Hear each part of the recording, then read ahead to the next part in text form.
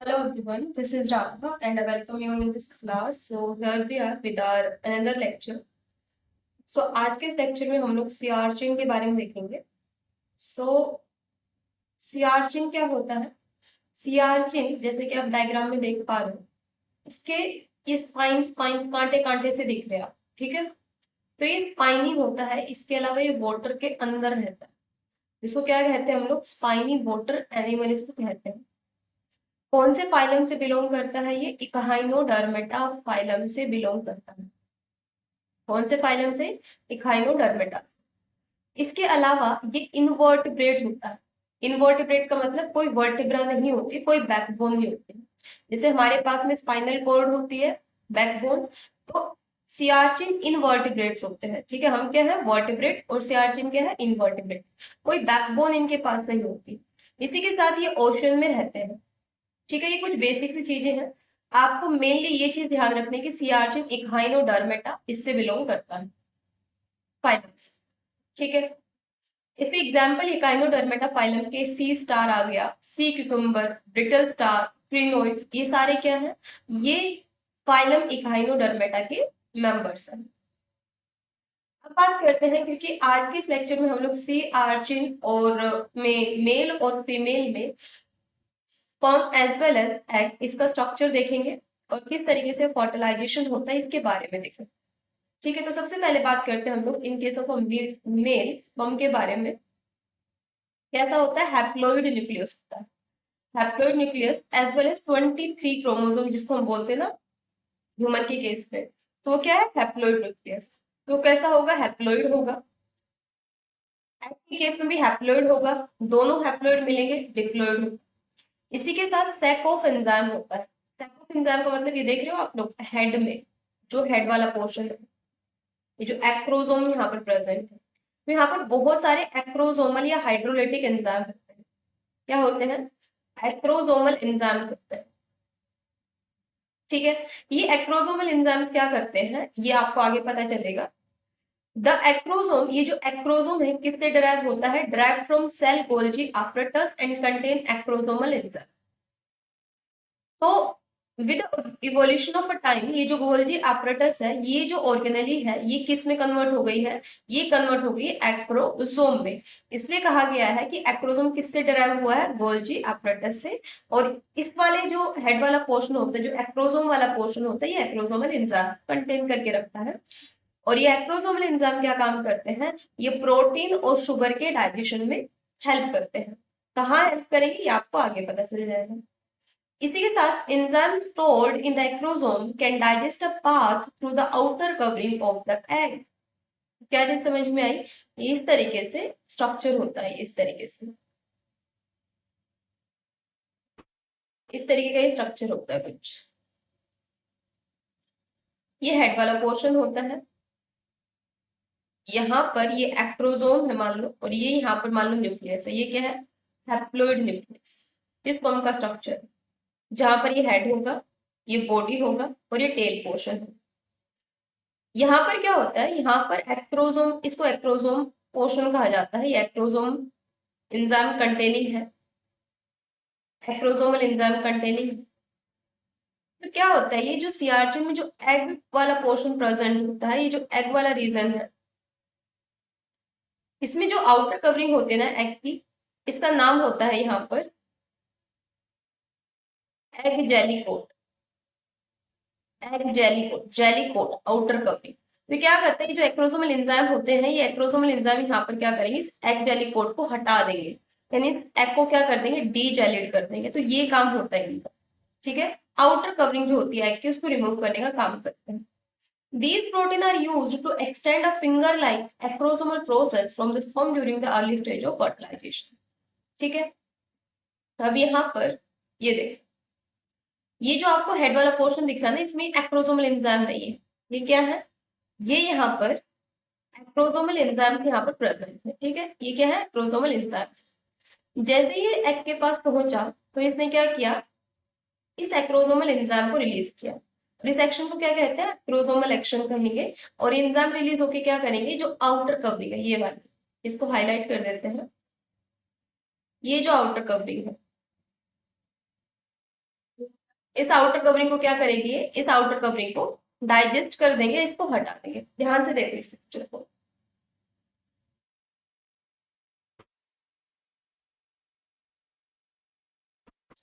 ठीक है, तो यहाँ पर क्या किया है, यहाँ पर एक्रोसोमल रिएक्शन की वजह से जो आउटर कवरिंग है इसको रिमूव कर दिया गया है। तो ये फंक्शन होता है, जो हेड पोर्शन होता है जहां पर एक्रोसोमल एंजाइम्स होते हैं, तो ये फंक्शन होता है। अब मैं एक बार आपको पूरा स्टोरी समझाती हूँ, उसके बाद में फिर मैं आपको ये सारे डायग्राम्स दिखाऊंगी। पहले एक स्लाइड ले लेते हैं, blank slide. Just a minute. तो यहाँ पर क्या प्रोसेस देखने को मिलता है सीआरचिन में? सीआरचिन कौन से फाइलम से बिलोंग करता है? इकहाइनो डरमेटा फाइलम से बिलोंग करता है, जिसमें सी स्टार, ब्रिटल स्टार जो है ये इसके एग्जाम्पल आ जाते हैं। ठीक है, तो यहाँ पर कैसा फर्टिलाइजेशन देखने को मिलता है? यहाँ पर एक्सटर्नल फर्टिलाइजेशन देखने को मिलता है। कैसा फर्टिलाइजेशन? पहला पॉइंट ध्यान रखना, एक्सटर्नल। एक्सटर्नल का मतलब not inside the body. Body के इनसाइड देखने को नहीं मिलेगा। Outside the body fertilization will take place. ठीक है, तो एक्सटर्नल फर्टिलाइजेशन देखने को मिलेगा, एक्सटर्नल फर्टिलाइजेशन। तो यहाँ पर क्या होता है, यहाँ पर सबसे पहले ये वाटर के अंदर रहते हैं, तो यहाँ पर पूरा वाटर बना लेते हैं। ये पूरा का पूरा ये वाटरी एरिया है। ठीक है, इस तरीके से ये पूरा यहाँ पर ये एरिया बना लेते हैं।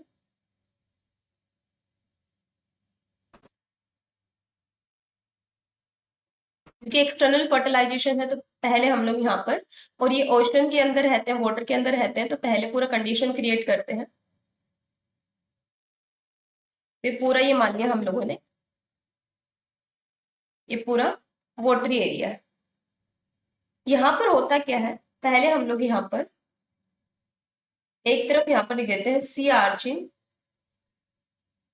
फीमेल। ठीक है, और एक तरफ लिख देते हैं हम लोग सी आर्चिन मेल। सो यहाँ पर फीमेल में जो एग का स्ट्रक्चर मैं वो बता रही हूँ आपको, उसको ध्यान से सुनना कैसा स्ट्रक्चर होता है। यहाँ पर ये स्ट्रक्चर होता है, कैसा स्ट्रक्चर, पहले हमें बना देती हूँ। इस तरीके से एक आउटर कवरिंग होती है, ये आउटर कवरिंग होगी।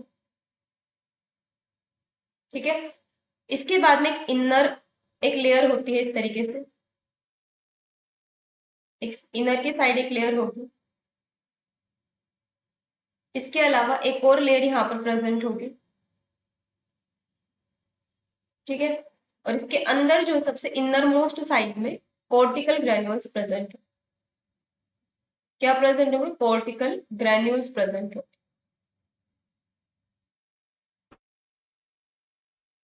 ठीक है, इस तरीके से। तो यहाँ पर ये जो आउटर लेयर है, इस आउटर लेयर को क्या बोलते हैं? इस outermost covering of egg, that is called egg jelly coat.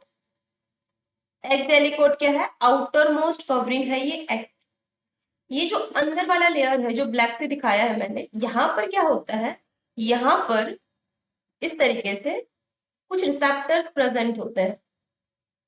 इस तरीके से कुछ रिसेप्टर्स यहाँ पर प्रेजेंट होते हैं, राइट? ये रिसेप्टर्स यहाँ पर इस तरीके से प्रेजेंट इन दैट। ठीक है, तो यहाँ पर जब जिस लेयर के ऊपर रिसेप्टर प्रेजेंट है, इस लेयर को क्या कहा जाता है? ये हमारी आउटर मोस्ट लेयर है, या आउटर मोस्ट के अंदर की तरफ जो लेयर है जिसको कहते हैं हम लोग विटेलाइन मेम्ब्रेन, विटेलाइन मेम्ब्रेन। ठीक है, और इसके ऊपर जो रिसेप्टर प्रेजेंट है ये कौन से हैं? क्योंकि एग के ऊपर रिसेप्टर है, इनको बोलते हैं हम लोग एग से बाइंड है, तो एग बाइंडिंग रिसेप्टर इनको कहा जाता है, egg binding receptor. That is short में बोले तो E B R one, egg का ई, बाइंडिंग का बी और रिसेप्टर का आ। EBR1 इस रिसेप्टर का नाम है। ठीक है। इसी के अलावा जो अंदर वाली लेयर है, ये जो लेयर है ये कौन सी है, थर्ड वाली, ये है प्लाज्मा मेम्ब्रेन या सेल मेम्ब्रेन। ये क्या है, ये सेल मेम्ब्रेन ऑफ एग, ये एग की सेल मेम्ब्रेन है। और सबसे अंदर की तरफ जो है ये क्या है, कोर्टिकल ग्रेन्यूल्स। फोर्थ में क्या है, ये कोर्टिकल ग्रेन्यूल्स। कोर्टिकल ग्रेन्यूल के अंदर जो डॉट डॉट डॉट डॉट लिखे हैं ये क्या है, ये सेरिन प्रोटीएज एंजाइम है। क्या है ये, एंजाइम्स प्रेजेंट है इसके अंदर। एक ही वर्ड में लिख देती हूँ मैं, एंजाइम्स प्रेजेंट। क्या है ये, एंजाइम्स। समझ गए। Outermost layer egg jelly coat, उसके अंदर विटेलिन मेम्ब्रेन जहां पर की रिसेप्टर है, उसके अंदर सेल मेम्ब्रेन और उसके अंदर कोर्टिकल ग्रेन्यूल्स और कोर्टिकल ग्रेन्यूल्स के अंदर एंजाइम्स। ठीक। अब ये जो एग जेली कोट होता है इधर की तरफ पड़ा हुआ है, मान लो इन दैट वे, ये बना देते हैं स्पर्म का स्ट्रक्चर। ये इस तरीके से ये स्पर्म प्रेजेंट है यहाँ। ठीक है, ये स्पर्म प्रेजेंट है। यहां पर क्या है, यहां पर इस तरीके से ये एक्रोसोमल एंजाइम्स यहाँ पर फिल्ड है। ये क्या है, यहाँ पर एक्रोसोमल एंजाइम्स जो है ये इस वाले एरिया में इस तरीके से फिल्ड है। ठीक है। तो यहाँ पर क्या होता है, यहाँ पर ये जो एग जेली कोट होता है ये एक केमिकल अट्रैक्टेंट को रिलीज करेगा, क्योंकि अब देखो इस वाटर के अंदर ही स्पर्म है, वाटर के अंदर ही एग है। अब फर्टिलाइजेशन किस तरीके से होगा, कैसे स्पर्म को पता चलेगा कि एग कहाँ प्रेजेंट है। Right? जब तक उसको पता ही नहीं है एग कहाँ प्रेजेंट है तो वो कैसे उसके ऊपर वर्क कर पाएगा। तो यहाँ पर एग जेली कोट जो होता है, एग जब रिलीज हो जाता है फीमेल की बॉडी से बाहर आ जाता है, सियाचिन के बॉडी से जब बाहर आ जाएगा फीमेल के बॉडी से, तो ये एग का आउटर पोर्शन क्या करता है, परफ्यूम लाइक सब्सटेंस है। जैसे परफ्यूम छिड़क देते हैं ना हम लोग तो खुशबू सी आती है, महक आती है। तो वैसे एग जेली कोट भी एक परफ्यूम लाइक सब्सटेंस को रिलीज करता है जिसको कि स्पर्म जो है वो स्मेल करेगा और उसकी तरफ मूव करेगा। समझ रहे हो क्या कहना चाह रहे, वेट फॉर एग्जाम्पल और स्लाइड ले लेते हैं। जैसे कि मान लो ये एक एक इंडिविजुअल है और ये यहाँ पर ये किचन है। अब किचन में खाना बन रहा है, इसकी खुशबू इसके नाक तक आएगी तो इसको पता चल जाएगा ना किचन इधर के साइड में है। इधर से खुशबू आ रही है तो इसको पता चल जाएगा हाँ खाना इधर के साइड बन रहा है, राइट। वैसे ही क्या है, वैसे ही यहाँ पर ये मान लो फीमेल सियारचिन है, इसने रिलीज किया ये एग, एग का outer portion egg jelly coat, ये एग इसने रिलीज किया वाटर के अंदर। ये पूरा ओशन के अंदर कंडीशन चल रही है। अंदर की तरफ विटेलाइन मेम्ब्रेन, विटेलाइन मेम्ब्रेन के ऊपर EBR1 रिसेप्टर, उसके अंदर सेल मेम्ब्रेन, उसके अंदर कोर्टिकल ग्रैन्यूल्स के अंदर एंजाइम्स, ये स्ट्रक्चर रिलीज किया। इधर की तरफ ओशन के अंदर ही ये मेल प्रेजेंट है, मेल सियाचिन, किसने रिलीज किया इस तरीके से स्पर्म, ये रिलीज हुआ। अब इनको पता कैसे चलेगा कहाँ एग है कहाँ स्पर्म है, कैसे फर्टिलाइज करेंगे। तो एग कोट एक परफ्यूम लाइक सब्सटेंस को रिलीज करता है, तो ये केमिकल के फॉर्म में होता है इसलिए इसको कहेंगे कीमो। स्पर्म को अट्रैक्ट करने का काम करेगा तो कीमो अट्रैक्टेंट इसको कहा जाता है। नाम क्या होता है इसका, नाम होता है रीसेक्ट या स्पीरेट। रीसेक्ट या स्पीरेट, रीसेक्ट या स्पीरेट क्या होते हैं, 14 अमीनो एसिड से मिलके बनते हैं। ठीक है। तो यहाँ पर इसने इसको इस तरीके से रिलीज किया। रिलीज करने के बाद क्या होता है, स्पर्म के पास क्या होता है, स्पर्म को पता चल जाता है, स्पर्म ने रिसीव किया इस रीसेक्ट को, स्पर्म को पता चल गया एग प्रेजेंट है, तो ये अपने अंदर कैल्शियम को एक्टिवेट करेगा। कैल्शियम जैसे एक्टिवेट होगा तो स्पर्म मूव करना स्टार्ट कर देगा। अब स्पर्म क्या कर रहा है, अब स्पर्म मूवमेंट स्टार्ट करेगा, मूव करते करते करते स्मेल जहां से स्मेल आ रही थी उसी की डायरेक्शन में मूव करेगा। तो रीसेट स्पिरिट क्या कर रहे हैं, डायरेक्शन दे रहे हैं, provide direction to sperm, sperm को डायरेक्शन दे रहे हैं, राइट। तो यहां पर इसने क्या कर दिया, मूवमेंट जो है स्टार्ट कर दिया, राइट। तो यहां पर अब ये स्पर्म क्या करेगा, यहां पर आ गया। प्रोसेस कैसे स्टार्ट होगी उसके बारे में हम लोग देखते हैं। इतनी स्टोरी आई होप आपको क्लियर हो गई कि मैं समझाना क्या चाह रही हूँ आपको। तो यहाँ पर ये एग जेली कोट जो है, ये एग जेली कोट ने यहाँ पर एक कीमो अट्रैक्टेंट को रिलीज किया। एक कीमो अट्रैक्टेंट इस तरीके से आया, इस स्पर्म के अंदर कैल्शियम को एक्टिवेट किया और उसके बाद स्पर्म ने मूवमेंट जो है कीमो अट्रैक्टेंट की तरफ ही करना स्टार्ट कर दिया। और कीमो अट्रैक्टेंट का नाम क्या है? रीसेक्ट या स्पिरेक्ट, जो किसने रिलीज किया है? एग जेली कोट ने। ये क्या कर रहा है? Provide direction to sperm, provide direction to sperm, right. इसके बाद क्या होता है? इसके बाद में अब कंडीशन क्या है? कंडीशन अब जो एग है वहां तक स्पर्म पहुंच चुका है। ये एग का विटालाइन मेम्ब्रेन, इसके अलावा ये अंदर की तरफ बाहर की तरफ बना लेते हैं ये इस तरीके से एग जेली कोट, अंदर की तरफ सेल मेम्ब्रेन और सेल मेम्ब्रेन के अंदर की तरफ कोर्टिकल ग्रैन्यूल्स और कोर्टिकल ग्रैन्यूल्स के अंदर कुछ एंजाइम्स।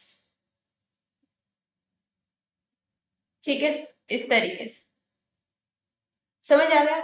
अब यहाँ पर क्या होता है? यहाँ पर ये तो हमारा विटालाइन मेम्ब्रेन है जिसके ऊपर ये रिसेप्टर प्रेजेंट, इनको बोलते हैं EBR1 रिसेप्टर और ये है विटालाइन मेम्ब्रेन।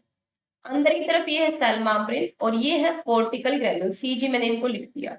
और बाहरी लेयर जो है एग जेली कोट, जिसने इस एग को कोट करके रख रहा है, जेली फॉर्म में है ये। अब यहाँ पर कौन आ गया? अब यहाँ पर आ चुका है स्पर्म। ठीक है, इस तरीके से स्पर्म जो है ये आ चुका है। इसके अंदर की तरफ क्या है ना, यहाँ पर इस तरीके से एंजाइम्स जो है ये ऑलरेडी प्रेजेंट है, ये एक्रोसोमल एंजाइम्स स्पर्म के अंदर, एक्रोसोमल एंजाइम। तो ये क्या करता है ना, एक्रोसोमल एंजाइम को रिलीज कर देगा। रिलीज करके एंजाइम क्या करेंगे? एसिडिक होते नेचर में, तो इस एग जेली कोट को हटा देंगे। क्या करेंगे? एग जेली कोट को हटा देंगे। तो ये हट गया एग जेली कोट, ठीक है, डी जेलिड फॉर्म में आ गया एग। अब क्या है? अब यहाँ पर एक्रोसोमल रिएक्शन हो गया। पर एक्रोसोमल रिएक्शन होते ही क्या होता है? एक्रोसोमल रिएक्शन होते ही जो यहाँ पर स्पर्म है, स्पर्म का क्या यहाँ पर एक्सपोज हो जाता है? लाइगेंड इसके ऊपर प्रेजेंट होता है एक, इस तरीके से एक्रोसोमल रिएक्शन हो गया। एक लाइगेंड होता है जिसका नाम होता है बिंडिन, ये जो है ये एक्सपोज हो जाता है और बिंडिंग जो है ये बाइंड होना जानता है EBR1 से। तो ये लाइगेंड यानी सिग्नल है और EBR1 रिसेप्टर है, तो ये दोनों बाइंड कर जाएंगे। अब यहाँ पर क्या हो चुका है? ये स्पर्म जो है ये बाइंड हो चुका है किससे? इस रिसेप्टर से। इसका बिंडिंग रिसेप्टर और EBR1 जो है दोनों बाइंड हो चुके हैं। उसके बाद में क्या होता है? उसके बाद में इसका जो न्यूक्लियस है, ये जो स्पर्म है, ये अंदर की तरफ मूव कर जाएगा, मूव करके अपना न्यूक्लियस अंदर की तरफ कोर्टिकल ग्रैन्यूल्स में डाल देगा। अब जो यहाँ पर इसका इसका न्यूक्लियस एग का और इसका न्यूक्लियस दोनों मिलकर डिप्लॉयड कंडीशन फॉर्म हो जाएगी। आई होप ये चीज आपको क्लियर है। अब देखो यहाँ पर, तो आपको क्या ध्यान रखना है यहाँ पर कि जो यहाँ पर सियाचिन है, सियाचिन में जो एक्रोसोम के बारे में बार बार मैं बात कर रही हूँ वो गोल्जी एपरेटस से डिराइव्ड होता है। इसे क्वेश्चंस जो है मल्टीपल टाइम पूछे जा चुके हैं। यही कंडीशन है जो मैंने आपको बताई है कि किस तरीके से एक्रोसोमल रिएक्शन होता है और एक्रोसोमल रिएक्शन के बाद में किस तरीके से बिंडिन EBR1 बाइंड करते हैं। ठीक है, और ये जो स्पर्म मूव कर रहे हैं किस डायरेक्शन में मूव कर रहे हैं? जहां से रीसेक्ट स्पिरेक्ट आ रहा है। रीसेक्ट स्पिरेक्ट किसने रिलीज किया है? एग के आउटर जेली कोट ने। किसने रिलीज किया है? एग के आउटर जेली कोट ने। और ये किसके जैसा काम कर रहा है? Provide direction to sperm, direction provide करवाने का काम कर रहा है। क्लियर? नेक्स्ट देखो यहाँ पर सियाचिन में एग या ओवम के बारे में। Outside this egg cell membrane is an extracellular matrix that form a fibrous mat around the neck। यानी जो ये एग का जो सेल मेम्ब्रेन होता है, इस सेल मेम्ब्रेन के चारों तरफ एग का सेल मेम्ब्रेन की चारों तरफ क्या प्रेजेंट होती है? मान लो एग का सेल मेम्ब्रेन है, इस एग के सेल मेम्ब्रेन की तरफ चारों तरफ क्या प्रेजेंट होगा? चारों तरफ सेल मेम्ब्रेन के विटालाइन मेम्ब्रेन होता है, उसके बाद एग जेली कोट होता है। So outside this egg cell membrane is an extracellular matrix that form a fibrous mat around the egg and is often involved in sperm egg recognition। और इसको क्या कहते हैं हम लोग? विटालाइन एनवलप कहते हैं। ठीक है, vitelline envelope is essential for species specific binding of sperm, क्योंकि विटालिन मेम्ब्रेन पे EBR1 होता है और स्पर्म पे बिंडिन होता है, तो दोनों बाइंड कर जाते हैं। एग जेलिकोट क्या काम करती है? अट्रैक्ट और टू एक्टिवेट स्पर्म। ठीक है, एग जेलिकोट क्या करेगी? रीसेक्ट स्पिरेक्ट को रिलीज करेगी और स्पर्म को अट्रैक्ट करेगी, डायरेक्शन प्रोवाइड करवाएगी। तो ये यहाँ कंडीशन देखो, ये ओशन मैंने बनाया है, ये क्रिएट किया है कि ओशन है, ये आपको समझाने के लिए कि इमेजिनेशन पावर आपकी क्रिएट हो जाए। ये जो आउटर लेयर है, इस आउटर लेयर का नाम क्या है आपको अब पता चल ही गया होगा। ये आउटर लेयर है हमारी एग जेलिकोट। इस एग जेलिकोट ने क्या किया है? इस एग जेलिकोट ने देखो ये रीसेक्ट और स्पिरेक्ट को रिलीज किया है। इसको ये स्पर्म सेंस करेगा और कीमो अट्रैक्टेंट के जैसा काम कर रहा है रीसेक्ट, जिसको एग जेलिकोट ने रिलीज किया है, और स्पर्म को ये डायरेक्शन प्रोवाइड करवाएगा, तो स्पर्म इसकी तरफ मूव करना स्टार्ट कर देगा इस तरीके से। ठीक है, उसके बाद स्पर्म क्या करता है? इस एग जेली कोड को रिमूव कर देता है। ठीक है, resact give direction to sperm to move toward egg, तो रीसेक्ट की वजह से सारे स्पर्म मूव करने लग गए एग की तरफ। उसके बाद में क्या होता है? स्पर्म एक्रोसोमल रिएक्शन से इस एग जेली कोड को हटा देगा। एग जेली कोड के हटते ही विटालिन मेम्ब्रेन एक्सपोज हो जाएगी। ये क्या है? ये विटालिन मेम्ब्रेन है। विटालिन मेम्ब्रेन के ऊपर EBR1 रिसेप्टर होता है और स्पर्म के ऊपर बिंडिल लाइगेंड होता है, दोनों की बाइंडिंग होगी। दोनों की बाइंडिंग होने के बाद में यहाँ पर ये सेल मेम्ब्रेन के अंदर जाएगा और अपना न्यूक्लियस वहां पर ड्रॉप कर देगा और एग का न्यूक्लियस दोनों मिलेंगे और फर्टिलाइजेशन देखने को मिल जाएगा। तो होता क्या है, इसको एक बार देखो, पूरा प्रोसेस एक ही चार्ट में ये पूरा यहाँ पर एक्सप्लेन कर दिया गया है। Recognition of egg and sperm, तो सबसे पहले क्या हुआ है? कीमो अट्रैक्टेंट रिलीज हुआ है। कीमो अट्रैक्टेंट का नाम क्या है? रीसेक्ट और स्पिरेक्ट। रीसेक्ट और speract. Chemoattractant of the sperm to the egg by soluble molecule secreted by egg, egg ने रिलीज किया स्पर्म के लिए कीमोट्रैक्टेंट। उसके बाद में क्या होता है? उसके बाद में यहाँ पर एक्सोसाइटोसिस होगी स्पर्म की। Exocytosis of sperm acrosomal vesicle and release of enzyme. Sperm क्या करता है? एक्रोसोमल रिएक्शन करेगा। देखो, स्पर्म कॉन्टेक्ट जेली लेयर, पहला ये कंडीशन, फिर एक्रोसोमल रिएक्शन होगा, उसके बाद में डाइजेशन होगा जेली लेयर का, उसके बाद में बाइंडिंग होगी स्पर्म की किसके साथ में? विटालिन एनवलप के साथ में, जिसको कि ह्यूमन की केस में जोना पेलुसिडा कहा जाता है। तो उसके बाद बाइंडिंग हुई, passage of sperm through this extracellular matrix, उसके बाद इस विटालिन मेम्ब्रेन से होता हुआ स्पर्म अंदर की तरफ जाएगा और एग और स्पर्म सेल मेम्ब्रेन फ्यूज करेंगे। ठीक है, ये सारी चीजें हम लोगों ने देख ली है। समरी यहाँ पर बताई गई है, दैट स्पर्म इज कीमोटैक्टिकली यानी केमिकली अट्रैक्टेड किया जाता है। कैसे? बाय एग का एग जेली कोट जो है वो कीमोट्रैक्टेंट को रिलीज करेगा और कीमोटैक्टिकली यानी केमिकल की वजह से स्पर्म अट्रैक्ट होगा, उसकी तरफ मूव करेगा। Contact with egg jelly trigger the acrosome reaction, जैसे ही एग जेली से स्पर्म टकराएगा, स्पर्म के एक्रोसोमल एंजाइम रिलीज होंगे और एक्रोसोमल रिएक्शन देखने को मिलेगा, जिसकी वजह से एग जेली कोट को हटा दिया जाएगा। इसके बाद में विटालिन मेम्ब्रेन एक्सपोज होगी और स्पर्म पे बिंडिन लाइगेंड एक्सपोज होगा, so sperm adhere to vitelline envelope and lyse a hole in it, और उसके बाद EBR1 बिंडिन की बाइंडिंग होगी। उसके बाद में फिर अंदर की तरफ सेल मेम्ब्रेन होता है और स्पर्म का सेल मेम्ब्रेन दोनों फ्यूज होंगे और उसके बाद में जो एग का साइटोप्लाज्म वहां पर ही अपना न्यूक्लियस ड्रॉप कर देगा और दोनों न्यूक्लियस मिलकर डिप्लॉयड कंडीशन देखने को मिलेगी, फर्टिलाइजेशन टेक प्लेस कर देगा।